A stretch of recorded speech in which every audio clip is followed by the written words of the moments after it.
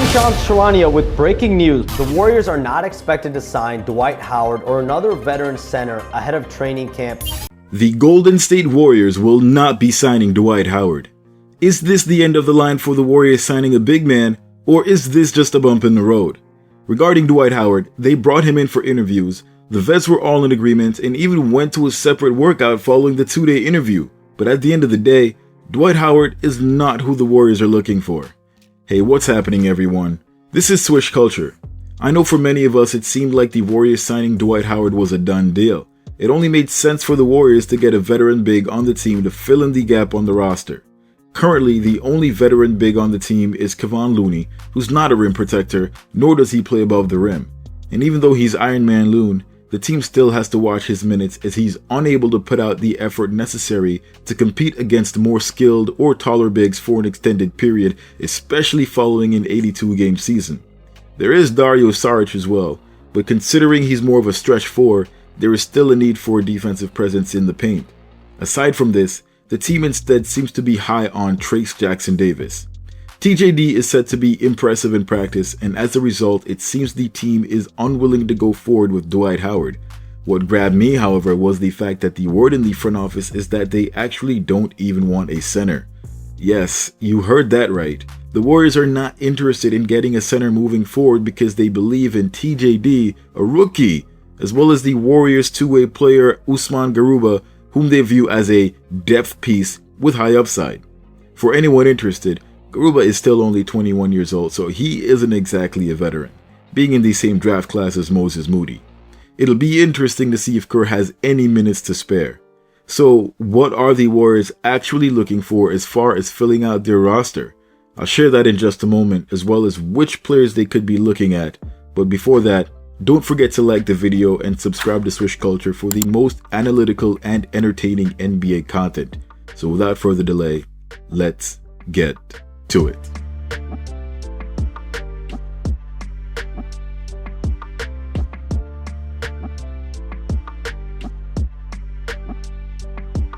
So I'm in a bit of shock at the moment, but I can't say I'm too surprised. The Warriors have been known to be very picky when it comes to their centers. Not that it makes any difference when it comes to how these guys end up performing, but there seems to be a problem when it comes to taking a chance on bigs. The team will throw everything they have at as many guards as possible, but continue to leave bigs by the wayside. Now, the way the Warriors left it probably has you guys asking questions. Was Dwight Howard not good enough, or was it something else? Obviously, they're not going to share everything about the Howard transaction, and we may never know what actually caused this deal to fall apart, but we do know a few things. Since Shams broke the news, he mentioned a few key details which, if you pay attention, could reveal much more than the news itself. The first is that the Warriors are not expected to sign a veteran center ahead of training camp. The Warriors are not expected to sign Dwight Howard or another veteran center ahead of training camp, sources tell me. Well, training camp is less than 2 weeks away, so that isn't a whole lot of time. The whole workout process with Howard itself took a week and a half, so they're saying that they're not really interested in any of the centers currently available. Now, it's important to note that they didn't outright say they're not going to sign him. They're just not expected to do so before training camp.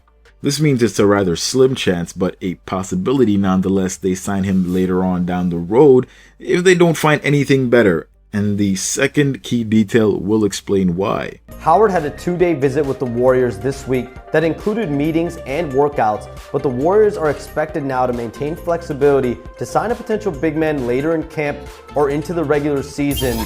So expect Howard to discuss a potential return to the league with any other interested team in the coming week or so. The Warriors are maintaining flexibility to sign a big man later in camp or the regular season. Now, they did give Jace Johnson an opportunity to play in camp, and likely he's going to be going up against Looney, TJD, as well as Garuba, who's already been relegated to the deep bench. If you missed that Jace Johnson video, check the link in the top right of your screen. There is the possibility that Johnson, who's a star rebounder in the G League, earns that spot in training camp, and Howard's camp probably doesn't want anything to do with a non-guaranteed contract. Again, no details were given, so I'm assuming here that the Warriors likely pitched him a deal to hang around as a backup in case things don't work out. This is likely why Draymond got upset over the details leaking out over the Dwight Howard interview, as it takes away from the Warriors' flexibility. If other teams see that the Warriors are interested in Howard, they could come in and give him that guaranteed contract and take away the Warriors' flexibility in signing him later on, whereas if nothing gets leaked out, it could just be assumed Howard is just not NBA ready. Jace's contract is an Exhibit 10, which allows the Warriors to convert him to a two-way contract by the end of the season, or the team could waive him and return him to the G League.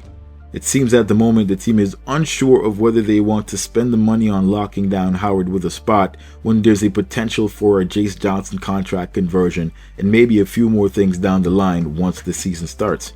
Which brings me to the third detail, not in Shams' video, but Anthony Slater's tweet. Anthony Slater quoted Shams' video and stated that the Warriors have basically shifted focus. Quote unquote, "An extra wing has become camp priority for Golden State," he says. This is big, and it could mean a few things. Firstly, the Warriors' depth at wing includes Clay, Wiggins, Kuminga, and Moody. Gary Payton II could fill in as well as an undersized small forward. Now, this is something I mentioned in an earlier video, that the Warriors would need one additional wing and a veteran big. They picked up a tweener in Usman Garuba and have now decided they don't have an immediate need for a center. The last video I posted mentioned the fact that if they didn't sign Howard, they're likely looking for someone on the buyout market during the season. Very similar strategy to what the team did last year when they went into the season with one open spot on the roster. What ended up happening is they utilized their two-way players, especially Anthony Lamb, exhausting his league appearances and then having to upgrade his contract to guaranteed for the rest of the year, something they wouldn't have been able to do had they used up all their roster spots. If you think about it, however, if they are in fact thinking of converting one of their current two-way players to a full guaranteed contract, they could give Jace Johnson the third two-way spot that's available. So to quickly recap, they called up Howard for an interview, signed Garuba to a two-way. The vets signed off on Howard, which means the team more than likely gave him an offer. The details got leaked, likely by Howard's team so they could shore up his value, just without specific details, as Howard most likely wasn't satisfied and decided he would make himself available for any other NBA teams interested. Why would other NBA teams be interested? Well, because the Warriors were interested, and if he could get an offer from the Warriors, there must be another team that could be as well.